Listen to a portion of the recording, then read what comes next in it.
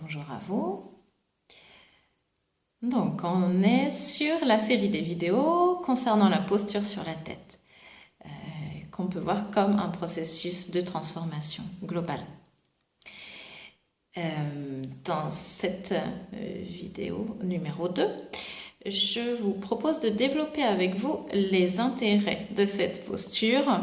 Vous en connaissez déjà certains, vous en avez suffisamment lu sur le sujet probablement.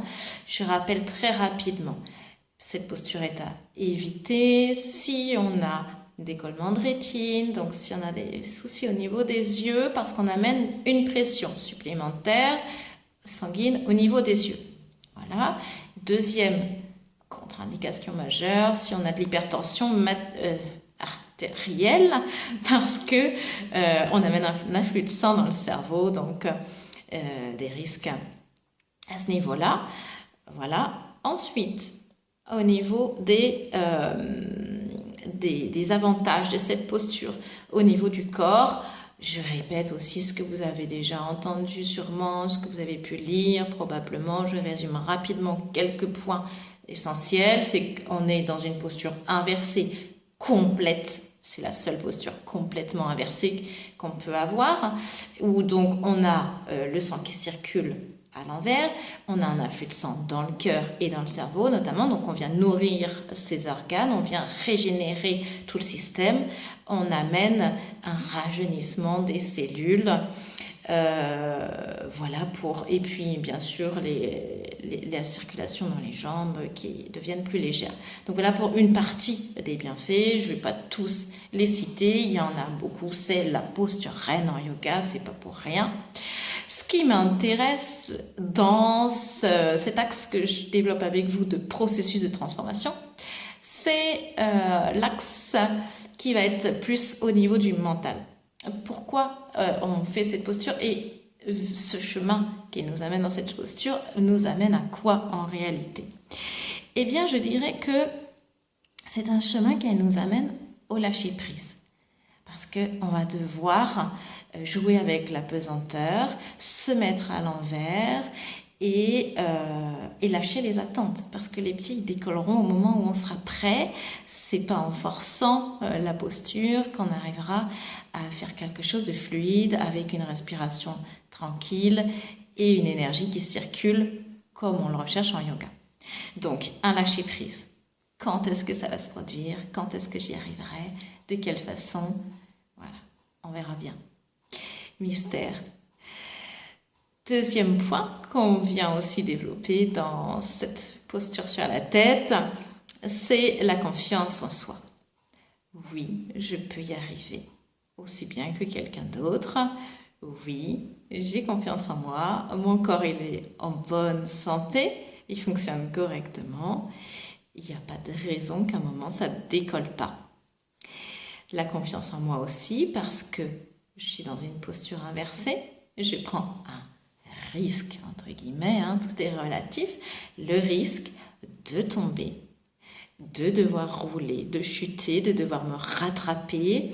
Voilà, donc je prends un risque, je dois développer cette confiance en moi qui est essentielle pour pouvoir réussir à monter, vaincre ma peur de tomber, de ne pas y arriver.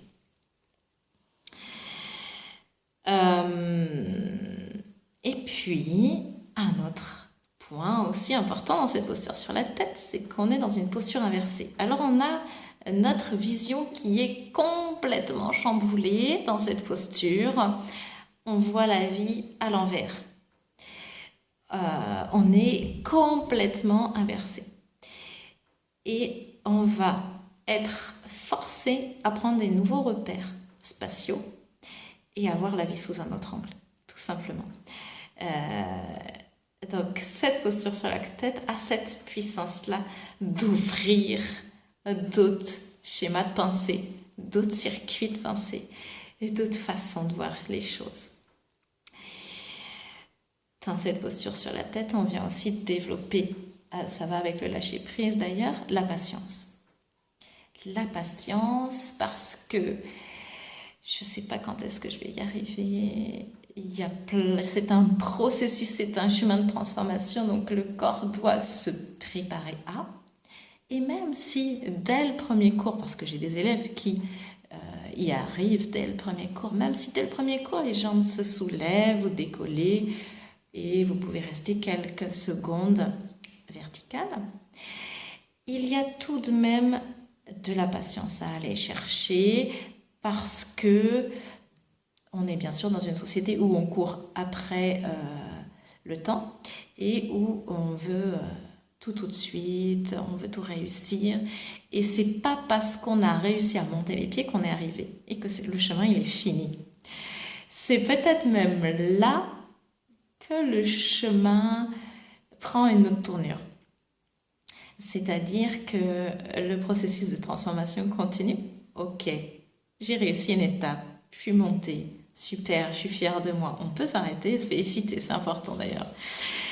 Et après, qu'est-ce qu'on cherche dans cette posture sur la tête? On va chercher toujours ce lâcher prise, cette respiration qui circule, cette énergie qui circule. Ce truc du j'attends plus rien. Ça y est, je suis arrivée. Maintenant, je peux goûter à ça, à cet espace-là, à ce nouvel univers, cette nouvelle façon de voir la vie. Et je vais me laisser me déposer dans le sol et je vais me laisser du temps dans la posture pour être, tout simplement, pour m'observer.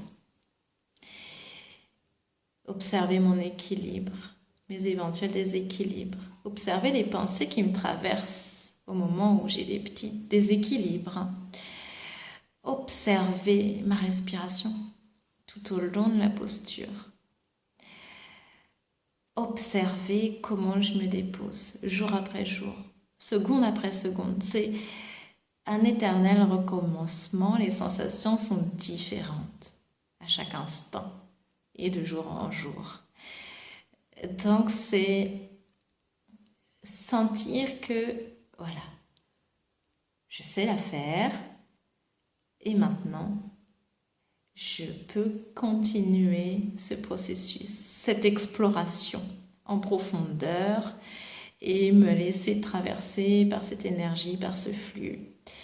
Voilà. Donc c'est vraiment tout un chemin et vous allez venir à la rencontre de vous-même un petit peu plus en profondeur. Voilà, donc belle découverte à ceux qui sont déjà en haut. Et plein de patience et d'espoir, de confiance en vous à ceux qui sont sur le chemin pour décoller les pieds. Je vous souhaite une belle journée. À très bientôt.